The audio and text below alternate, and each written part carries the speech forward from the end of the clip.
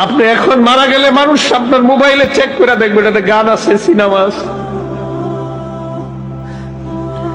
গান cinema mobile থেকে delete করে দেন, তওবা করেন।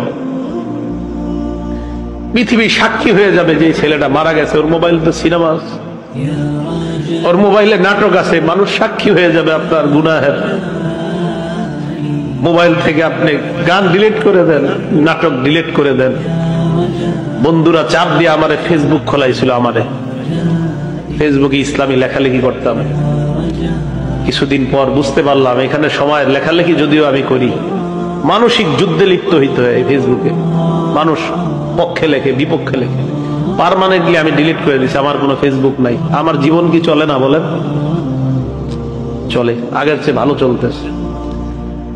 আমি যুবক ভাই যারা আছেন, যাদের মোবাইলে গান আছে, আপনি একবার ভাবেন আপনি মারা যাওয়ার পর আপনার মোবাইল তো আপনার অন্যরা চেক করবে, যারা আপনার খুব ভালো জানে, চেক করে দেখবে ওখানে গান, সিনেমা, নাটক, এমন অশ্লীল কিছু আছে কল্পনাও করতে পারবে না। ছি ছি, ওর মোবাইলে এগুলো, এটা কল্পনাও করতে পারবে না।